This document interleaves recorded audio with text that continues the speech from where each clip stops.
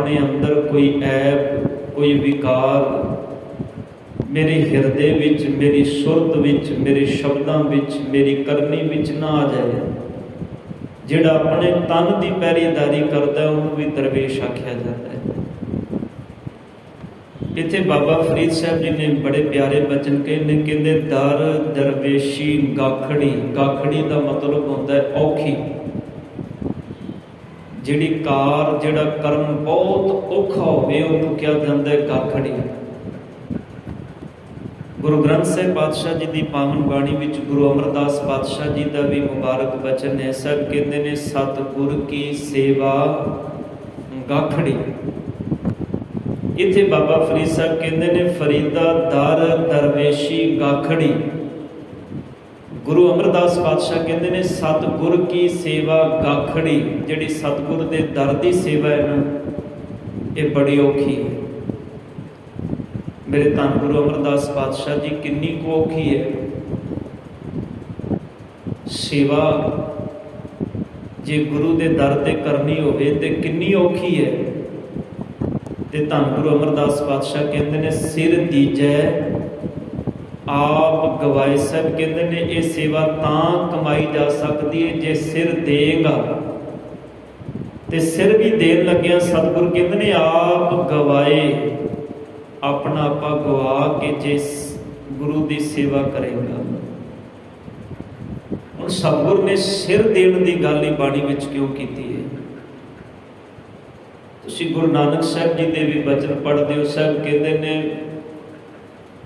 जो तो प्रेम खेलन का चाओ, सिर धर तली गली मेरी आओ। पातशाह कहते हैं जे तेनू रब नाल प्रेम दियां गल्लां करन दा तेरे मन विच चाओ है, जे परमात्मा नाल प्रेम दी खेड खेडण दा तेरे मन विच चाह है, ते गुरु नानक पातशाह जी कहते हैं फिर तेनू अपना सिर तली ते रख के आना पएगा। भाव फिर तेनू अपना सिर गुरु दे अगे समर्पण करना पएगा। सिर ही क्यों सतगुरु ने बाणी विच किया, कि जिहड़ी साडी मत है ना, मत वो इसे सिर दे अंदर है। ध्यान देना बस शरीर का जिहड़ा उपरी ढांचा है ना, जिन्हों असीं सिर कहने हैं, सारी खेड असल विच धर्मी होण दी अधर्मी होण दी, ये सारी खेड बस इस सिर दी है और कोई भी नहीं। इथों जो हुक्म मिलता है ना, शरीर ने वो कर्म करना है। इसे करके सतगुरु कहते हैं जे तू कर्म सच विच चंगे अमलों वाला करना है ना, तो फिर गुर मत का धारनी बन जा। कल भी आप शब्द साझे किए सन। फिर तू गुर मत का धारनी बन जा। फिर तेरी मत गुरु की मत अनुसार होनी चाहिए। तो जे तेरी मत मन की मत के अनुसार होएगी, फिर सतगुरु कहते हैं तू इस औखी कार कमा नहीं सकता। सतगुरु कहते हैं सिर दीजे आप गवाए। पर ध्यान देना दुनिया के अंदर यही कारण है, जो असी गुरु की गल नहीं समझते ना, फिर असी सेवा के अर्थ बड़े अपने ढंग नाल कढ़ लेने। संसार अंदर तुसी सेवा करते बड़े वेखे होणगे, पर जिमें दुनियावी काम करते हैं बंदा आपस में खिन में लड़ पैंदा, उवें सेवा करते भी तुहानूं लड़ते बड़े दिसणगे।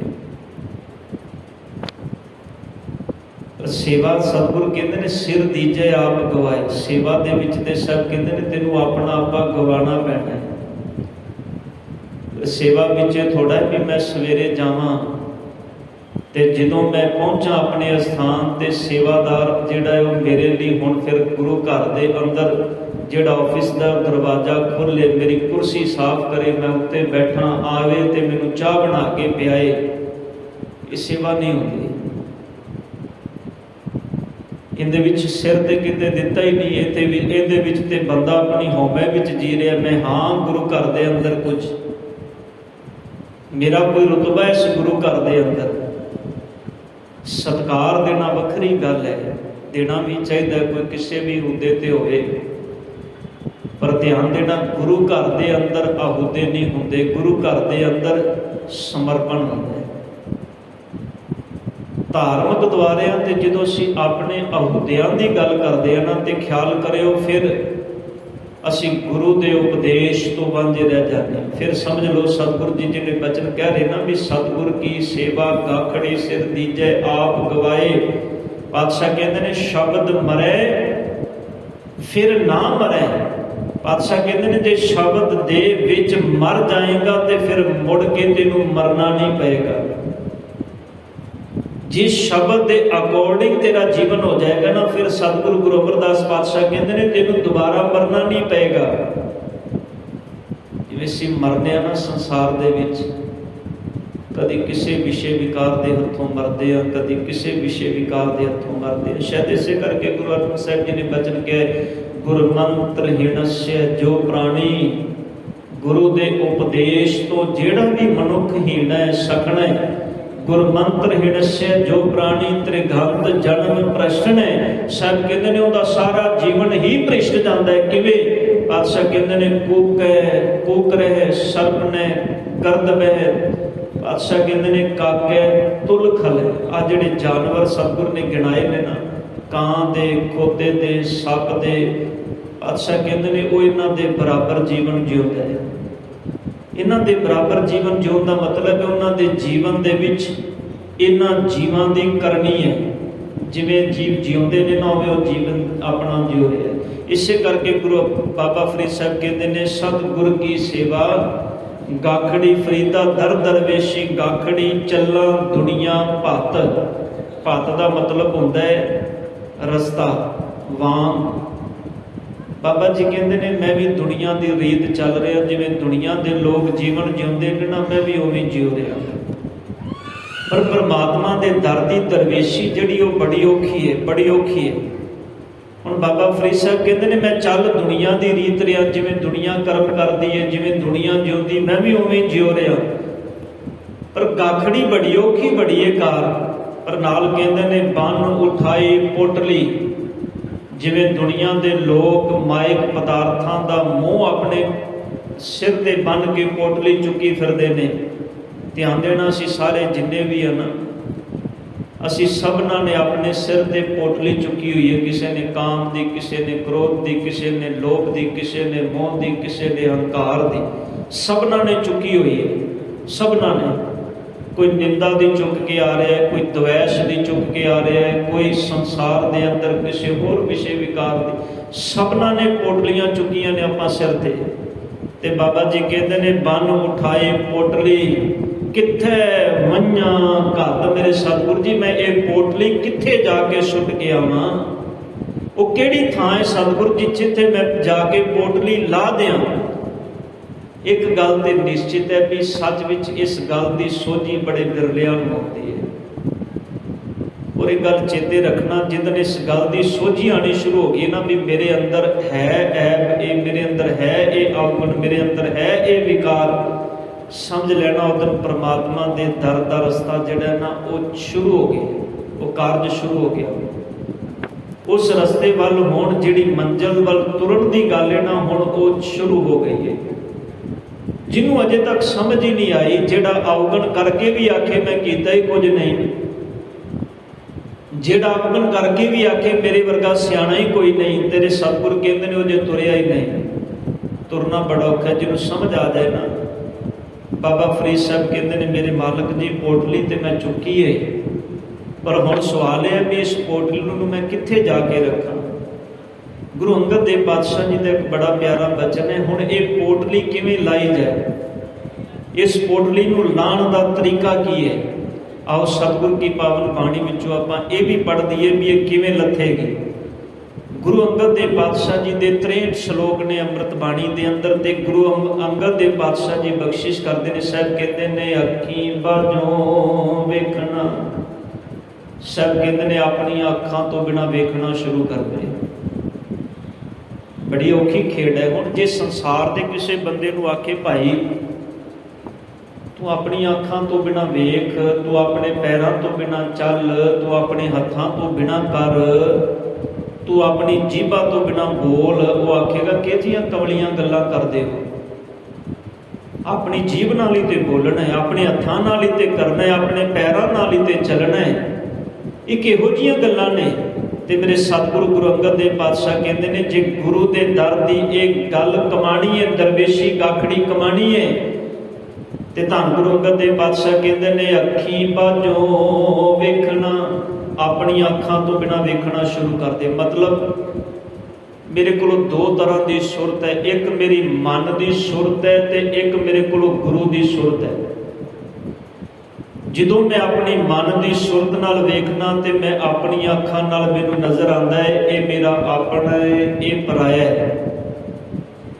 ਫਿਰ ਮੈਨੂੰ ਸਮਝ ਆਉਂਦਾ ਹੈ ਇਹ ਇਨਸਾਨ, ਕਿਉਂਕਿ ਜਦੋਂ ਇਹ ਵੈਰ ਭਾਵ ਦੀ ਗੱਲ ਸ਼ੁਰੂ ਹੁੰਦੀ ਨਾ ਅੰਦਰ, ਫਿਰ ਇਹਨਾਂ ਨੇਤਰਾਂ ਨਾਲ ਬੰਦਾ ਵੇਖਦਾ ਕਿਸੇ ਦੀ ਚਮੜੀ, ਕਿਸੇ ਦੇ ਤਨ ਨੂੰ, ਫਿਰ ਇਹਨਾਂ ਨਾਲ ਅੱਖਾਂ ਨਾਲ ਵੇਖਦਾ ਕਿਸੇ ਦੇ ਧਨ ਨੂੰ, ਤੇ ਜਦੋਂ ਵੇਖਦਾ ਤੇ ਫਿਰ ਅੰਦਰ ਇੱਕ ਲਾਲਸਾ ਪੈਦਾ ਹੁੰਦੀ ਹੈ, ਅੰਦਰ ਇੱਕ ਜਗਿਆਸਾ ਪੈਦਾ ਹੁੰਦੀ ਹੈ। ਹੁਣ ਮੇਰੇ ਸਤਿਗੁਰ ਕਹਿੰਦੇ ਨੇ, ਜੇ ਗੁਰੂ ਦੀ ਗੱਲ ਕਮਾਣੀ ਹੈ ਤੇ ਆਪਣੀਆਂ ਮਨ ਦੀਆਂ ਅੱਖਾਂ ਨਾਲ ਨਾ ਵੇਖ, ਤੈਨੂੰ ਗੁਰੂ ਦੀਆਂ ਅੱਖਾਂ ਨਾਲ ਵੇਖਣਾ ਪਏਗਾ। ਮੈਂ ਛੋਟੀ ਜਿਹੀ ਉਦਾਹਰਨ ਤੁਹਾਡੇ ਚਰਨਾਂ ਵਿੱਚ ਰੱਖਦੇ ਹਾਂ। ਸਤਿਗੁਰੂ ਗੁਰੂ ਗੋਬਿੰਦ ਸਿੰਘ ਪਾਤਸ਼ਾਹ ਜੀ ਦੇ ਚਰਨਾਂ ਵਿੱਚ ਕੁਝ ਸਿੱਖ ਆਏ ਤੇ ਅਨੰਦਪੁਰ ਸਾਹਿਬ ਜੀ ਦੀ ਲੜਾਈ ਚੱਲ ਰਹੀ ਹੈ, 7 ਮਹੀਨੇ ਦਾ ਘੇਰਾ, ਤੇ ਸਿੱਖਾਂ ਨੇ ਆ ਕੇ ਬੇਨਤੀ ਕੀਤੀ ਹੈ ਵੀ ਸਤਿਗੁਰ ਜੀ ਅਸੀਂ ਲੜ ਰਹੇ ਹਾਂ, ਇੰਨੇ ਸਮੇਂ ਤੋਂ ਲੜਾਈ ਚੱਲ ਰਹੀ ਹੈ ਮੁਗਲਾਂ ਦੇ ਨਾਲ, ਪਰ ਦਾਤਾਰ ਪਿਤਾ ਜੀ ਤੁਹਾਡੇ ਸਿੱਖਾਂ ਵਿੱਚ ਇੱਕ ਇਹੋ ਜਿਹਾ ਵੀ ਸਿੱਖ ਹੈ, ਜਦੋਂ ਅਸੀਂ ਲੜਦੇ ਹਾਂ ਅਸੀਂ ਦੁਸ਼ਮਣ ਦੇ ਨਾਲ ਭੁੱਖੇ ਭਾਣੇ ਉਹਦੇ ਨਾਲ ਲੜਦੇ ਹਾਂ, ਦੁਸ਼ਮਣ ਨੂੰ ਸਾਡੇ ਸ਼ਸਤਰ ਦਾ ਫੱਟ ਵੱਜਦਾ ਹੈ, ਉਹ ਮੁਰਸ਼ਦ ਹੋ ਕੇ ਡਿੱਗਦਾ ਹੈ। ਤੇ ਦਾਤਾਰ ਪਿਤਾ ਜੀ ਤੁਹਾਡਾ ਇੱਕ ਸਿੱਖ ਹੈ ਜਿਹੜਾ ਉਹਨਾਂ ਕੋਲ ਜਾਂਦਾ ਹੈ, ਉਹਨਾਂ ਦੇ ਮੂੰਹ 'ਚ ਪਾਣੀ ਪਾਉਂਦਾ, ਉਹਨਾਂ ਨੂੰ ਜਾ ਕੇ ਫਿਰ ਉਹਨਾਂ ਮਰਿਆ ਹੋਇਆਂ ਦੇ ਅੰਦਰ ਜੀਵਨ ਫੂਕ ਦਿੰਦਾ, ਉਹ ਫਿਰ ਉੱਠ ਕੇ ਲੜਨ ਲੱਗ ਪੈਂਦੇ ਨੇ। ਸਤਿਗੁਰੂ ਧੰਨ ਗੁਰੂ ਗੋਬਿੰਦ ਸਿੰਘ ਪਾਤਸ਼ਾਹ ਜੀ ਕਹਿਣ ਲੱਗੇ ਉਹ ਕੌਣ ਹੈ? ਤੇ ਸਾਹਿਬ ਧੰਨ ਗੁਰੂ ਗੋਬਿੰਦ ਸਿੰਘ ਪਾਤਸ਼ਾਹ ਜੀ ਨੂੰ ਸਿੱਖ ਕਹਿੰਦੇ ਨੇ, ਸਤਿਗੁਰ ਜੀ ਉਹ ਤੁਹਾਡਾ ਸਿੱਖ ਕਨ੍ਹਈਆ ਹੈ। ਸਤਿਗੁਰੂ ਗੁਰੂ ਗੋਬਿੰਦ ਸਿੰਘ ਪਾਤਸ਼ਾਹ ਜੀ ਭਾਈ ਕਨ੍ਹਈਆ ਨੂੰ ਆਪਣੇ ਕੋਲੋਂ ਬੁਲਾਉਂਦੇ ਨੇ। ਕਨ੍ਹਈਆ, ਸਿੱਖ ਕੀ ਕਹਿੰਦੇ ਨੇ ਵੀ ਤੂੰ ਮੈਦਾਨੇ ਜੰਗ ਵਿੱਚ ਜਾ ਕੇ ਉਹ ਜਿਹੜੇ ਮੁਰਸ਼ਦ ਹੋ ਕੇ ਡਿੱਗੇ ਨੇ ਉਹਨਾਂ ਨੂੰ ਫਿਰ ਪਾਣੀ ਪਿਲਾਣਾ, ਤੇਰਾ ਕਰਮ ਹੈ ਪਾਣੀ ਪਿਲਾਣਾ ਤੇ ਪਿਲਾਣਾ ਹੈ ਤੂੰ ਗੁਰੂ ਕੇ ਸਿੱਖਾਂ ਨੂੰ। ਧਿਆਨ ਦੇਣਾ, ਫੌਜਦਾਰੀ ਦੇ ਮੈਦਾਨੇ ਜੰਗ ਦੇ ਅੰਦਰ ਕੁਝ ਨਿਯਮ ਤੇ ਕੁਝ ਨੇਮ ਹੁੰਦੇ ਨੇ ਤੇਰੇ ਲਈ, ਕਿ ਉਹਨਾਂ ਨੇਮਾਂ ਦੀ ਉਹਨਾਂ ਨਿਯਮਾਂ ਦੀ ਕੋਈ ਪਾਲਣਾ ਨਹੀਂ। ਭਾਈ ਕਨ੍ਹਈਆ, ਕਿ ਤੈਨੂੰ ਪਾਣੀ ਪਿਆਉਣ ਲੱਗਿਆ ਨਜ਼ਰ ਨਹੀਂ ਆਉਂਦਾ ਵੀ ਜਿਹਨੂੰ ਪਾਣੀ ਪਿਲਾ ਰਿਹਾ ਉਹ ਸਾਡਾ ਨਹੀਂ, ਉਹ ਬੇਗਾਨਾ ਹੈ, ਉਹ ਦੂਜਾ ਹੈ? ਤੇ ਭਾਈ ਕਨ੍ਹਈਆ ਸਤਿਗੁਰ ਦੇ ਚਰਨਾਂ ਵਿੱਚ ਹੱਥ ਜੋੜ ਕੇ ਖੜੇ ਹੋ ਜਾਂਦੇ ਨੇ, ਸਤਿਗੁਰ ਜੀ ਤੁਸੀਂ ਆਪ ਹੀ ਤੇ ਕਹਿੰਦੇ ਹੋ ਨਾ ਕੋ ਬੈਰੀ ਨਹੀਂ ਬੇਗਾਨਾ, ਸਗਲ ਸੰਗ ਹਮ ਕੋ ਬਨਿਆਏ। ਸਤਿਗੁਰ ਮੇਰਾ ਤੇ ਕੋਈ ਵੈਰੀ ਨਹੀਂ, ਕੋਈ ਬੇਗਾਨਾ ਨਹੀਂ। ਸਤਿਗੁਰ ਮੈਂ ਤੇ ਇੱਕੋ ਹੀ ਗੱਲ ਸਮਝੀ ਹੈ ਤੁਹਾਡੇ ਚਰਨਾਂ ਦੇ ਵਿੱਚੋਂ, ਦਾਤਾਰ ਪਿਤਾ ਜੀ ਜਦੋਂ ਮੈਂ ਪਾਣੀ ਪਿਲਾਉਣ ਜਾਂਦਾ ਨਾ ਮੈਨੂੰ ਸਾਰਿਆਂ ਦੇ ਵਿੱਚੋਂ ਤੁਹਾਡਾ ਹੀ ਚਿਹਰਾ ਨਜ਼ਰ ਆਉਂਦਾ ਹੈ। ਧਿਆਨ ਦੇਣਾ, ਫਰੀਦਾ ਦਰ ਦਰਵੇਸ਼ੀ ਗਾਖੜੀ ਚੱਲਾ ਦੁਨੀਆ ਭੱਤ। ਧੰਨ ਗੁਰੂ ਅੰਗਦ ਦੇਵ ਪਾਤਸ਼ਾਹ ਕਹਿੰਦੇ ਨੇ, ਅੱਖੀ ਬਾਝੋਂ ਵੇਖਣਾ ਬਿਨ ਕੰਨਾਂ ਸੁਣਨਾ। ਪਾਤਸ਼ਾਹ ਕਹਿੰਦੇ ਨੇ ਅੱਖਾਂ ਤੋਂ ਬਿਨਾਂ ਵੇਖਣਾ ਪਏਗਾ ਤੈਨੂੰ ਗੁਰੂ ਦੀ ਮੱਦ ਨਾਲ ਵੇਖਣਾ ਪਏਗਾ। ਸਾਈਂ ਬੁੱਲੇ ਸ਼ਾਹ ਗਏ, ਇਹਨਾਂ ਦਾ ਜਿਹੜਾ ਮੁਰਸ਼ਦ ਸੀ ਇਨਾਇਤ, ਉਹਨੇ ਭੇਜਿਆ ਵੀ ਜਾ। ਅੱਗੇ ਕੋਈ ਹੋਰ ਜਾਂਦਾ ਸੀ ਰੋਜ਼ ਸਵੇਰੇ ਦੁੱਧ ਲੈਣ ਕਿਸੇ ਗਵਾਲੇ ਦੇ ਘਰ, ਜ਼ਿਮੀਂਦਾਰ ਦੇ ਘਰ। ਅੱਜ ਬੁੱਲੇ ਦੀ ਡਿਊਟੀ ਲਾ ਦਿੱਤੀ ਮੁਰਸ਼ਦ ਨੇ ਵੀ ਬੁੱਲਿਆ ਜਿਹੜਾ ਰੋਜ਼ ਜਾਂਦਾ ਸੀ ਉਹ ਤੇ ਹੈ ਨਹੀਂ, ਅੱਜ ਤੂੰ ਜਾ। ਹੱਥ ਵਿੱਚ ਡੋਲੂ ਫੜ ਕੇ ਤੁਰ ਪੈਂਦਾ। ਜਦੋਂ ਦੁੱਧ ਲੈਣ ਗਿਆ ਕੀ ਵੇਖਦਾ ਵੀ ਦੁੱਧ, ਹੁਣ ਜਿਹੜਾ ਗਵਾਲਾ ਹੈ ਉਹਦੇ ਕੋਲ ਦੁੱਧ ਲੈਣ ਵਾਲਿਆਂ ਦੀ ਇੱਕ ਲੰਬੀ ਕਤਾਰ ਲੱਗੀ ਹੋਈ ਹੈ, ਸਾਰੇ ਦੁੱਧ ਲੈਣ ਆਏ ਨੇ, ਉਹਨੇ ਸਭ ਨੂੰ ਲੈਣ ਵਿੱਚ ਖੜਾ ਕੀਤਾ ਹੈ। ਬਸ ਸਾਈਂ ਬੁੱਲੇ ਸ਼ਾਹ ਵੀ ਚਲਾ ਗਿਆ, ਜਾ ਕੇ ਅੱਗੇ ਕਹਿੰਦਾ ਡੋਲੂ ਕਰਕੇ ਇਹਦੇ ਵਿੱਚ ਦੁੱਧ ਪਾ ਦਿਓ, ਮੈਨੂੰ ਇਨਾਇਤ ਸ਼ਾਹ ਨੇ ਮੇਰੇ ਮੁਰਸ਼ਦ ਨੇ ਭੇਜਿਆ। ਉਹਨੂੰ ਉਹਨੂੰ ਇਹ ਸੀ ਵੀ ਸ਼ਾਇਦ ਮੈਂ ਦਰਵੇਸ਼ੀ ਹਾਂ, ਦਰਵੇਸ਼, ਤੇ ਗੁਰੂ ਦਾ ਨਾਂ ਲਵਾਂਗਾ ਤੇ ਗੱਲ ਛੇਤੀ ਬਣ ਜਾਏਗੀ। ਉਹ ਕਹਿੰਦਾ ਭਲਿਆ ਨਹੀਂ, ਇਹ ਸਾਰੇ ਦੁੱਧ ਲੈਣ ਆਏ ਨੇ, ਇਹਨਾਂ ਦੇ ਪਿੱਛੇ ਲੈਣ ਵਿੱਚ ਲੱਗ ਜਾ। ਲੈਣ ਵਿੱਚ ਲੱਗ ਗਿਆ ਤੇ ਕੀ ਵੇਖਦਾ, ਜਦੋਂ ਵਾਰੀ ਆਈ ਨਾ ਬੁੱਲੇ ਦੀ, ਇੰਨੇ ਨੂੰ ਇੱਕ ਇਨਸਾਨ ਭੱਜਾ ਹੋਇਆ ਆ ਤੇ ਆ ਕੇ ਉਸ ਇਨਸਾਨ ਨੂੰ ਕਹਿੰਦਾ ਲੈ ਪਾ ਦੁੱਧ। ਉਹਨੇ ਡੋਲੂ ਹੱਥ 'ਚ ਫੜਿਆ, ਸਾਈਂ ਬੁੱਲਾ ਵੇਖਦਾ ਰਹਿ ਗਿਆ। ਉਹਨੇ ਦਵਾ ਦਵ ਦੁੱਧ ਨਾ ਮਿਣਿਆ ਨਾ ਕੁਝ ਕੀਤਾ, ਪਾਇਆ ਡੋਲੂ ਵਿੱਚ ਤੇ ਹੱਥ 'ਚ ਫੜਾ ਦਿੱਤਾ। ਸਾਈਂ ਬੁੱਲਾ ਕਹਿੰਦਾ ਵੀ ਕਮਾਲ ਦੀ ਗੱਲ ਹੈ, ਮੈਨੂੰ ਅੱਧਾ ਘੰਟਾ ਹੋ ਗਿਆ ਲੈਣ ਵਿੱਚ ਲੱਗੇ ਨੂੰ, ਇਹ ਕੌਣ ਹੈ ਜਿਹੜਾ ਆਇਆ ਤੇ ਮੈਂ ਆਇਆ ਤੇ ਤੂੰ ਲੈਣ 'ਚ ਖੜਾ ਕਰ ਦਿੱਤਾ? ਕੌਣ ਹੈ ਜਿਹੜਾ ਆਇਆ ਤੇ ਤੂੰ ਭਰ ਕੇ ਡੋਲੂ ਮਿੰਟ ਵਿੱਚ ਦੇ ਦਿੱਤਾ? ਤੂੰ ਤੇ ਨਾਪਿਆ ਮਾਣੇ ਮਿਣਿਆ ਵੀ ਨਹੀਂ ਕਿੰਨਾ ਹੈ। ਕਹਿਣ ਲੱਗਾ ਤੈਨੂੰ ਨਹੀਂ ਪਤਾ, ਇਹ ਮੇਰਾ ਆਪਣਾ ਹੈ, ਧਿਆਨ ਦੇਣਾ, ਇਹ ਮੇਰਾ ਆਪਣਾ ਹੈ, ਇਹ ਮੇਰੇ ਘਰ ਦਾ ਹੈ। ਤੇ ਸਾਈਂ ਬੁੱਲੇ ਨੇ ਨਾ ਜਿਹੜਾ ਡੋਲੂ ਹੱਥ ਵਿੱਚ ਫੜਿਆ ਸੀ ਨਾ, ਜਦੋਂ ਇੰਨੀ ਗੱਲ ਸੁਣੀ ਨਾ, ਉਹਨੇ ਉਹ ਡੋਲੂ ਉੱਥੇ ਹੀ ਛੱਡ ਦਿੱਤਾ। ਕਹਿੰਦਾ ਬਸ ਸਾਈਂ ਬੁੱਲਾ ਕਹਿੰਦਾ ਮੈਨੂੰ ਅੱਜ ਨੁਕਤਾ ਸਮਝ ਆ ਗਿਆ ਰੱਬ ਨਾਲ ਜੁੜਨ ਦਾ। ਜੇ ਉਹਦੇ ਨਾਲ ਜੁੜਨਾ ਹੈ ਤੇ ਫਿਰ ਉਹਦਾ ਆਪਣਾ ਬਣਨਾ ਪਏਗਾ। ਜਿੰਨੀ ਦੇਰ ਉਹਦਾ ਆਪਣਾ ਨਹੀਂ ਬਣਦਾ ਉਨੀ ਦੇਰ ਤੱਕ ਨਵੇੜੇ ਨਹੀਂ ਹੋਣੇ ਲੇਖਿਆਂ ਦੇ। ਇਹ ਨਵੇੜੇ ਉਹਨਾਂ ਦੇ ਨਿਬੜਦੇ ਨੇ ਜਿਹੜੇ ਉਹਦੇ ਆਪਣੇ ਬਣ ਜਾਂਦੇ ਨੇ, ਤੇ ਜਿਹੜੇ ਆਪਣੇ ਨਹੀਂ ਬਣਦੇ ਉਹਨਾਂ ਨੂੰ ਫਿਰ ਲੈਣਾ ਵਿੱਚ ਲੱਗਣਾ ਪੈਂਦਾ ਹੈ। ਮੇਰੇ ਸਤਿਗੁਰੂ ਜੀ ਕਹਿ ਰਹੇ ਨੇ ਅੱਖੀ ਬਾਝੋ ਵੇਖਣਾ ਬਿਨ ਕੰਨਾ ਸੁਣਨਾ। ਤੈਨੂੰ ਮਨ ਦੀ ਮੱਤ ਨਾਲ ਨਹੀਂ ਵੇਖਣਾ, ਤੂੰ ਗੁਰੂ ਦੀ ਮੱਤ ਨਾਲ ਵੇਖਣਾ ਹੈ। ਤੂੰ ਜਿਹੜੀ ਸਰੋਤ ਇਹਨਾਂ ਕੰਨਾਂ ਨਾਲ ਸੁਣਨੀ ਹੈ ਨਾ, ਉਹ ਤੇਰੀ ਮਨ ਦੀ ਮੱਤ ਨਾਲ ਨਾ ਹੋਵੇ। ਜੇ ਮਨ ਦੀ ਮੱਤ ਨਾਲ ਸੁਣੇਗਾ ਫਿਰ ਤੇ ਨਿੰਦਾ ਚੁਗਲੀ ਸੁਣੇਗਾ। ਧਿਆਨ ਦੇਣਾ, ਫਿਰ ਗੁਰਦੁਆਰੇ ਆਏਗਾ ਤੇ ਫਿਰ ਇਹ ਵੇਖੇਗਾ ਮੈਨੂੰ ਕੌਣ ਮੇਰੇ ਵਰਗਾ ਮਿਲ ਜਾਏ ਜਿਹੜਾ ਮੈਨੂੰ ਦੱਸੇ ਵੀ ਤੁਹਾਡੇ ਗੁਆਂਢ ਵਿੱਚ ਕੀ ਹੋ ਰਿਹਾ ਤੇ ਫਲਾਣੇ ਦੇ ਗੁਆਂਢ ਵਿੱਚ ਕੀ ਹੋ ਰਿਹਾ ਹੈ, ਕਿੰਨਾਂ ਦੇ ਘਰ ਵਿੱਚ ਕੀ ਲੜਾਈ ਚੱਲਦੀ ਪਈ ਏ, ਕਿਹੜੀ ਨੂੰਹ ਤੇ ਸੱਸ ਆਪਸ ਵਿੱਚ ਲੜੀ ਏ, ਕਿਹੜੇ ਪਿਓ ਤੇ ਪੁੱਤਰ ਅੱਜ ਆਪਸ ਵਿੱਚ ਲੜੇ ਨੇ। ਤੇ ਵੇਖੇਗਾ ਉਹ ਤੇ ਗੁਰੂ ਘਰ ਵਿੱਚ ਆਇਆ ਇਸ ਕਰਕੇ ਥੋੜਾ ਹੈ ਵੀ ਮੈਂ ਗੁਰੂ ਦੀ ਬਾਣੀ ਸੁਣਨ ਆਇਆ। ਉਹ ਤੇ ਸਾਰੇ ਦਿਨ ਦੀ ਨਿਊਜ਼ ਲੈਣ ਆਇਆ, ਗੁਰੂ ਦੇ ਘਰ ਵਿੱਚੋਂ ਬੈਠਾ, ਕਦੀ ਕਿਸੇ ਕੋਲੋਂ ਕਦੀ ਕਿਸੇ ਕੋਲੋਂ। ਸੱਚ ਜਾਣਿਓ ਬੜੀ ਹੈਰਾਨੀ ਹੁੰਦੀ ਏ, ਬੰਦਾ ਸਮਾਂ ਕੱਢ ਕੇ ਗੁਰਦੁਆਰੇ ਆਇਆ, ਗੁਰਦੁਆਰੇ ਵਿੱਚ ਬੈਠਾ, ਪਰ ਅੱਧਾ ਘੰਟਾ ਬੈਠਾ ਤੇ ਅੱਧਾ ਘੰਟਾ ਹੀ ਗੱਲਾਂ ਨਹੀਂ ਮੁੱਕੀਆਂ। ਔਰ ਖਿਆਲ ਕਰਿਓ ਕੋਈ ਬੱਚਾ ਹੋਵੇ ਨਾ ਤੇ ਸਮਝ ਵੀ ਆਉਂਦੀ, ਸ਼ਾਇਦ ਇਹਨੂੰ ਸਮਝ ਨਹੀਂ। ਚਿੱਟੀ ਦਾੜੀ, ਚਿੱਟੇ ਕੇਸ, ਬਜ਼ੁਰਗ ਇੰਜ ਕਰਨ ਤੇ ਫਿਰ ਬੜੀ ਹੈਰਾਨੀ ਹੁੰਦੀ ਵੀ ਕਮਾਲ ਦੀ ਗੱਲ ਹੈ, ਅਜੇ ਤੁਰਿਆ ਹੀ ਨਹੀਂ, ਅਜੇ ਉੱਥੇ ਖੜਾ ਹੈ। ਇਹਦੀ ਅਜੇ ਜੀਵਨ ਦੀ ਯਾਤਰਾ ਸਫਲ ਸ਼ੁਰੂ ਹੀ ਨਹੀਂ ਹੋਈ। ਸਫਲ ਹੋਣੀ ਤੇ ਬੜੀ ਦੂਰ ਦੀ ਗੱਲ ਹੈ, ਅਜੇ ਸ਼ੁਰੂ ਹੀ ਨਹੀਂ ਹੋਈ। ਔਰ ਖਿਆਲ ਕਰਿਓ ਜੇ ਗੁਰੂ ਕੀ ਗੋਦ ਵਿੱਚ ਬੈਠ ਕੇ ਕਹਿ ਦਿਓ ਨਾ, ਫਿਰ ਗੁੱਸਾ ਬੜੀ ਛੇਤੀ ਲੱਗਦਾ ਹੈ ਸਾਨੂੰ। ਪਰ ਸੱਚ ਸੁਣਨਾ ਪਏਗਾ, ਕਿਉਂਕਿ ਗੁਰੂ ਨੇ ਤੇ ਸੱਚ ਹੀ ਸੁਣਾਇਆ ਹੈ। ਗੁਰੂ ਗ੍ਰੰਥ ਸਾਹਿਬ ਪਾਤਸ਼ਾਹ ਜੀ ਦੀ ਪਾਵਨ ਬਾਣੀ ਦੇ ਅੰਦਰ ਇੱਕ ਓੰਕਾਰ ਤੋਂ ਲੈ ਕੇ 18, 10, 20 ਤੱਕ ਇਹ ਤੇ ਸਾਰਾ ਸੱਚ ਹੀ ਹੈ। ਇਹ ਤੇ ਇੱਕ ਅੱਖਰ ਵੀ ਝੂਠ ਨਹੀਂ ਹੈਗਾ। ਜੇ ਸੱਚ ਸੁਣਨਾ ਹੈ ਤੇ ਸੱਚ ਸੁਣਨ ਦੀ ਆਦਤ ਬਣਾਉਣੀ ਪੈਣੀ ਹੈ ਸਾਨੂੰ। ਤੇ ਗੁਰੂ ਗ੍ਰੰਥ ਸਾਹਿਬ ਪਾਤਸ਼ਾਹ ਜੀ ਧੰਨ ਗੁਰੂ ਅੰਗਦ ਦੇਵ ਸਾਹਿਬ ਜੀ ਕਹਿੰਦੇ ਨੇ ਵਿਣ ਹੱਥਾਂ ਜੀਭੈ ਬਾਝੋਂ ਬੋਲਣਾ ਓ ਜੀਵਤ ਮਰਨਾ। ਜੀਭ ਤੋਂ ਬਿਨਾਂ ਤੈਨੂੰ ਬੋਲਣਾ ਪਏਗਾ। ਭਾਵ ਬੋਲਣ ਲੱਗਿਆ ਤੂੰ ਆਪਣੀ ਮਨ ਦੀ ਮੱਤ ਨਾਲ ਨਹੀਂ ਬੋਲਣਾ। ਤੇਰੀ ਜ਼ੁਬਾਨ ਤੋਂ ਜਿਹੜੇ ਬੋਲ ਨਿਕਲਣ ਉਹ ਗੁਰੂ ਦੀ ਮੱਤ ਨਾਲ ਹੋ। ਤਾਂ ਹੀ ਤੇ ਸਭ ਕਹਿੰਦੇ ਨੇ ਰਸਨਾ ਗੁਣ ਗੋਪਾਲ ਨਿਧ ਗਾਇਨ। ਇਹ ਰਸਨਾ ਤੂੰ ਪ੍ਰਮਾਤਮਾ ਦੇ ਕੀਮਤੀ ਗੁਣਾਂ ਨੂੰ ਚੇਤੇ ਕਰ, ਫਿਰ ਕੀ ਹੋਏਗਾ? ਸ਼ਾਂਤ ਸਹਿਜ ਰਹੱਸ ਮਨ ਉਪਜਿਓ ਸਗਲੇ ਦੁੱਖ ਬਲਾ। ਸਭ ਕਹਿੰਦੇ ਨੇ ਫਿਰ ਤੈਨੂੰ ਆਹ ਕੁਝ ਮਿਲੇਗਾ ਗੁਰੂ ਕੋਲੋਂ, ਆਹ ਚੀਜ਼ਾਂ ਮਿਲਣਗੀਆਂ। ਔਰ ਧਿਆਨ ਦੇਣਾ, ਇਹ ਚੀਜ਼ਾਂ ਨੇ ਮਨ ਨਾਲ ਜੁੜੀਆਂ ਹੋਈਆਂ। ਅਸੀਂ ਤੇ ਤਨ ਨਾਲ ਜੁੜੀਆਂ ਚੀਜ਼ਾਂ ਲੈਣ ਆਏ। ਆਉਣਾ ਵੀ ਚਾਹੀਦਾ, ਗੁਰੂ ਕੋਲ ਨਹੀਂ ਆਵਾਂਗੇ ਤੇ ਕਿੱਥੇ ਆਵਾਂਗੇ। ਪਰ ਸੱਚ ਇਹ ਹੈ, ਜੇ ਤਨ ਤੱਕ ਹੀ ਸੀਮਤ ਰਹਿ ਗਏ ਤੇ ਫਿਰ ਅੱਗੇ ਕਿਵੇਂ ਟੁਰਾਂਗੇ?